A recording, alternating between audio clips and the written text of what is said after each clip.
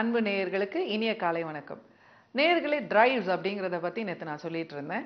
5 விதமான டிரைவ்ஸ் வந்து நம்மளுடைய நோக்கத்தை வந்து உருவாக்குது. அதுதான் வந்து நோக்கம், நம்மளோட மோட்டிவ், நம்மளுடைய very big purpose in life. That is நம்ம எதுக்காக வாழறோம் அப்படிங்கிறதே வந்து உருவாக்குது. ஒரு இப்போ நம்ம வந்து கதைகள் அப்படின்னு பார்த்தோம்னா பல வகைப்படுத்துவோம். ரொமான்ஸ் கதை, த்ரில்லர் கதை, இந்த மாதிரி வந்து சயின்டிஃபிக் ஃபிக்ஷன், இந்த மாதிரிலாம் ஃபஸ்ட்டு ஒரு வேர்ட் கொடுப்போம் இல்லையா? அதை மாதிரி தான் நம்ம எந்திரங்கள், மனித எந்திரங்கள்லையும் இவங்களோட நோக்கம், இவங்க உருவாக்கப்பட்டது இதற்காக அப்படின்னு நமக்குள்ள வந்து ஃபஸ்ட்டு அதை வகைப்படுத்திக்கலாம்.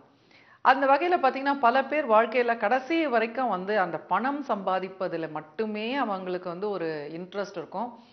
ஏதாவது ஒன்று செஞ்சோம்னா அதுக்கு காசு கிடைக்குதுன்னா அதுதான் அவங்களுக்கு வந்து இன்பம் தருவதாக இருக்கும், அதுதான் அவங்களுக்கு தேவையானதாக இருக்கும். மற்றவங்களும் வந்து அவங்கள வந்து அந்த தேவைக்காக மட்டுமே அடையாளம் கண்டிருப்பாங்க. அதனால அது அது வந்து இவங்க கொடுக்குற வரைக்கும் இவங்களுக்கும் ஹாப்பியாக இருக்கும். ஸோ இந்த மாதிரி கடைசி வரைக்கும் அவங்களுக்கு அந்த பணம் அப்படிங்கிற ஒரு போதையிலே, அதை தேடுவதிலே, அதில் செலவழிப்பதிலேயே அவங்களோட வாழ்க்கை வந்து போயிடும்.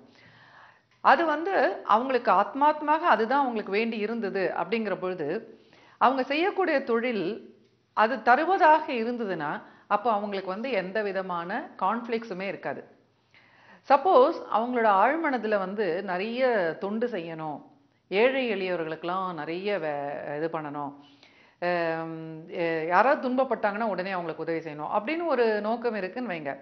ஆனால் சந்தர்ப்ப சூழ்நிலையில் அவங்க வந்து ஒரு பணம் ஈட்டும் ஒரு துறையில் போயிட்டாங்கன்னு வைங்க. ஸோ ஒரு மருத்துவராக ஒரு பெரிய ஒரு ஹாஸ்பிட்டலில் போய் வேலை செய்துடுறாங்க. அப்போது அங்கே வந்து காசு இல்லாமல் எந்த சர்ஜரியும் பண்ண முடியாது. இப்போ இவர் வந்து ஒரு மருத்துவராக வேலை பண்ணும்போது அவர் வேலையை மட்டும் பண்ணிட்டு வர வேண்டியதுதான்.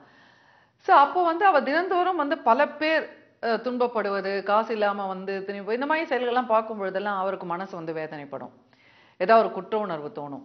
ஸோ அப்போ கடைசியில் வந்து அவருக்கு என்னதான் பணம் சம்பாரிச்சு புகழெலாம் சம்பாரிச்சு இருந்தால் கூட எங்கேயோ நம்ம வந்து தவறு பண்ணிட்டோம், இல்லை நம்ம சரியாக வாழலை அப்படிங்கிற ஒரு எண்ணம் கூடவே ஓடிக்கிட்டே இருக்கும். ஸோ அந்த திருப்தி இல்லாமல் போகிறதுக்கு இதுதான் காரணம். அப்போ வெளிப்படையாக பார்க்கும்பொழுது எல்லாரும் சொல்லுவாங்க, இவருக்கு என்ன குறைச்சல், எக்கச்சக்கமாக பணம் இருக்குது, எல்லாம் இருக்குது, புகழ் இருக்குது, சொந்த பந்தங்கள் இருக்குது, எல்லாம் அப்ரிஷியேட் பண்ணுறாங்க. ஆனால் இருந்தாலும் ஏன் இவர் வந்து நிம்மதி இல்லைங்கிறாரு. சில பேர் வந்து நிம்மதி இல்லைன்னு சொல்லிட்டு என்னென்னோ பண்ணுவாங்க, மெடிடேஷன் பண்ணுவாங்க, ஆன்மீகம் போவாங்க, இதெல்லாம் நிறைய பண்ணுவாங்க. பட் இருந்தாலும் வந்து நிம்மதி இல்லைன்னு சொல்லுவாங்க. அதுக்கு காரணம் என்னன்னாக்கா அவங்களோட நோக்கத்துக்கும் அவங்க செய்த செயலில் வரக்கூடிய அவுட்புட்டுக்கும் பொருத்தம் இல்லாத இருக்கலாம். ஸோ இதனால தான் வந்து சில நேரங்களில் நம்மளுக்கு மனசு நிம்மதியும் இல்லாமல் போயிடுது. அடுத்தது பார்த்தீங்கன்னா பல நேரங்களில் சில பேர் ரொம்ப குறியாக இருப்பாங்க. தட் இஸ், என்னோட நோக்கம் இதுதான், அதனால எனக்கு இதுதான் வேணும், எனக்கு வந்து சாக்ரிஃபைஸ் தான் பண்ணணும், எனக்கு வந்து எல்லாருக்கும் தொண்டு தான் செய்யணும் அப்படின்னு இருக்கிறவங்களுக்கு பார்த்தீங்கன்னா ரொம்ப அவங்க ஸ்ட்ராங்காக இருக்கும்போது என்ன ஆகும்னா அவங்களுக்கு வந்து அவங்களோட புத்திசாலித்தனத்தினால, அவங்களோட திறமையினால பணம் சம்பாதிக்கக்கூடிய வாய்ப்புகள் கூட வரும். ஆனால் எங்கேயோ கை தவறி போயிடும். அப்போ பார்க்கும்பொழுது என்னடா இது, என்னோட படிப்புக்கும் என்னோட இதுக்கும் வந்து என்னால் பணமே சம்பாதிக்க முடியல. இதே பார்த்தீங்கன்னா சின்னதாக ஒரு டிகிரி பண்ணிவிட்டு அவன் என்னடான்னா கொள்ள பணம் சம்பாதிக்கிறான், நான் எவ்வளோ படிச்சுட்டேன், எவ்வளோ பண்ணிட்டேன், ஆனால் என்னால் பணமே சம்பாதிக்க முடியலையே அப்படின்னு அவங்க வந்து பேசிகிட்டே இருப்பாங்க. இதற்கும் காரணம் என்னன்னு பார்த்தீங்கன்னா அங்கே அந்த கான்ஃப்ளிக்ஸ் தான். ஸோ ஜோசியர்கள் இதில் வந்து வேறு விதமாக சொல்லுவாங்க. அவங்க வந்து ஏதோ ஒரு கிரகம் இருக்குது, அந்த கிரகம் வந்து உங்களுக்கு இந்த இடத்துல இருந்ததுன்னா உங்களுக்கு வர வேண்டிய பணம்லாம் வராமல் தடுக்கும், கொடுக்க விடாமல் பண்ணும், நீங்கள் இந்த கல் போட்டிங்கன்னா சரியாயிடும் அப்படின்னு எல்லாம் கூட நிறைய அஸ்ட்ராலஜி சொல்கிறாங்க. நான் நிறைய கேட்டிருக்கேன். ஸோ அதை பார்த்த உடனே நான் வந்து இந்த பொருத்தத்தை யோசித்து பார்ப்பேன். ஏன்னா உளவியல் ரீதியாக இது ஒரு உண்மை தான், இது வந்து ஒரு அறிவியல் உண்மை. நிறைய பேர் வந்து இதில் வந்து கருத்துக்கள்லாம் கொடுத்துருக்காங்க. சைக்காலஜிஸ்ட் நிறைய ரிசர்ச் பேப்பர்லாம் பண்ணியிருக்காங்க, இந்த டிரைவ்ஸுக்கும் இந்த கோல்ஸுக்கும் என்ன கனெக்ஷன் இருக்குன்னு. இதெல்லாம் நம்மளுடைய அறிவுக்கு வந்து புலப்படாமல் இருக்கலாம். இன்னொன்று வந்து நம்ம எவிடென்ஷியலாக நம்மளால ப்ரூவ் பண்ண முடியாதா இருக்கும். ஆனால் இதெல்லாம் வந்து ஒரு உண்மை இருக்குது. ஸோ இதையெல்லாம் புரிஞ்சுக்கிட்டோம்னாக்கா நம்ம வந்து கொஞ்சம் பெட்டர் கிளாரிட்டியோட ஒர்க் பண்ணலாம்.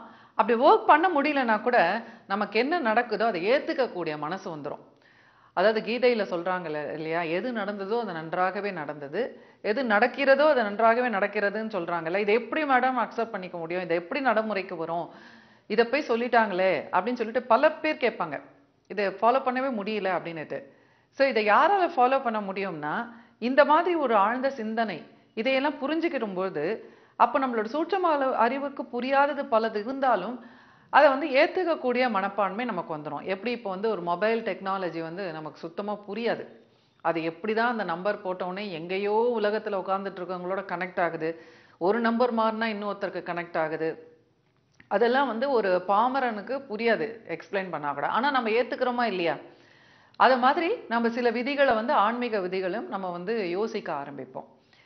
ஸோ இதை வந்து மூடத்தனம்னு சொல்ல முடியாது. இந்த மாதிரி சிந்திப்பது வந்து மூடத்தனமே கிடையாது. இந்த மாதிரி பிரபஞ்சத்தை பத்தி சிந்திப்பது, ஆற்றலை பத்தி சிந்திப்பது, அதனோட செயல்பாடு பத்தி சிந்திப்பது, அதுல ஏதாவது ஆக்கம் இருக்கான்னு பார்க்கறது இதெல்லாம் வந்து மூடத்தனம் சொல்ல முடியாது. ஆனா எது மூடத்தனம்னு பார்த்தீங்கன்னா, சில செயல்கள் மற்ற, அதாவது வந்து இது செஞ்சாக்கா இது நடக்கும், இது செஞ்சா இது நடக்கும் அப்படின்னு சொல்லிட்டு ஒரு லட்சக்கணக்கான செயல்கள் வந்து சம்பிரதாயங்கள் சா இதெல்லாம் வச்சிருக்காங்க. இப்ப கொண்டு வந்திருக்காங்க, நிறைய இடத்துல கொண்டு வந்திருக்காங்க. இதெல்லாம் ஏன் கொண்டு வராங்கன்னா வருமானத்துக்காக. ஒரு கோயில் நடக்கணும், அந்த கோயில வேலை செய்யறவங்க எல்லாம் வந்து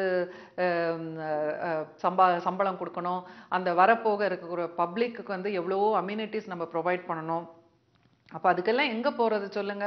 ஸோ அந்த மாதிரி வரும் பொழுது பல கோவில்கள்லயும் சரி, இன்னைக்கு வந்து பல விதமான இந்த விளக்கு பூஜை பண்ணாக்கா இது நல்லது, இந்த அர்ச்சனை பண்ணா நல்லது, இந்த விளக்கு ஏத்தினா நல்லது, இதுக்கு இத்தனை கட்டணம், அத மாதிரிலாம் வச்சிருக்காங்க. பட் இதெல்லாம் அடிப்படையில பாத்தீங்கன்னா வருமானம் வருவதற்காக தான். ஆனா இதெல்லாம் வந்து ஆரம்பத்துல ஒரு வேதத்துல இதெல்லாம் சொல்லியிருக்காங்கன்னா, இந்த சாஸ்திரங்கள்லாம் எதுலையுமே இதெல்லாம் வந்து இந்த இந்த செயல்பாடுகள்லாம் வந்து குறிப்பிடப்படவே இல்லை. செயல்பாடுகள்லாம் வந்து சமூகத்தினால, மக்களால தோற்றுவிக்கப்படுவது. அது அப்படியே அந்த இதுல வந்து சனாதன தர்மத்துல அதுதான் நம்மளோட வாழ்வியல். அப்படியே யார் யார் என்னென்ன பண்றாங்களோ அது பெரிதளவுல பண்ணும்பொழுது அது பாப்புலர் ஆகி அது ஒண்ணு ரிச்சுவலா ஆட் ஆயிடும். ஸோ இதை மாதிரி தான் வந்து நம்மளோட வாழ்க்கையில நம்மளோட கோல் அந்த டிரைவ் அதை வந்து நம்ம புரிஞ்சுக்கிறதுக்கு நம்ம நிறைய டீப்பா நம்மளை பத்தி யோசனை பண்ணோம்னாலே நம்ம அதுல கொஞ்சம் தெளிவடைஞ்சிடலாம். அடுத்தது பார்த்தீங்கன்னா, நம்மளுடைய ரிலேஷன்ஷிப் எப்படி நம்ம வந்து மற்றவங்களோட பழகுறோம் அப்படிங்கிறது ரொம்ப பெரிதளவுல வந்துங்க நம்மளுடைய வெற்றிக்கு வழிவகுக்குதுன்னு சொல்லலாம். பெரிய வெற்றியாளர்கள் அத்தனை பேருமே பார்த்தீங்கன்னா, அவங்களோட வெற்றிக்கு வந்து எது காரணம் அப்படின்னு பார்த்தீங்கன்னா அவங்களோட EQ தான். இது வந்து சயின்டிஃபிக்கா ஆராய்ச்சியிலே பண்ணி ப்ரூவ் பண்ணியிருக்காங்க. IQ-வை விட EQ தான் வந்து நம்மளோட வாழ்க்கையில வெற்றி அடைவதற்கு முக்கியம் அப்படிங்கிறத பத்தி. சரி நேயர்களே, மேலும் என்னென்ன தேவை நம்மளுடைய பர்சனலா நம்மளோட ஆற்றலை வந்து வெளியில கொண்டு வருவதற்கு என்னென்ன தேவை அப்படிங்கிறத பத்தி மேலும் நிறைய நாளை சந்தித்து உரையாடலாம்.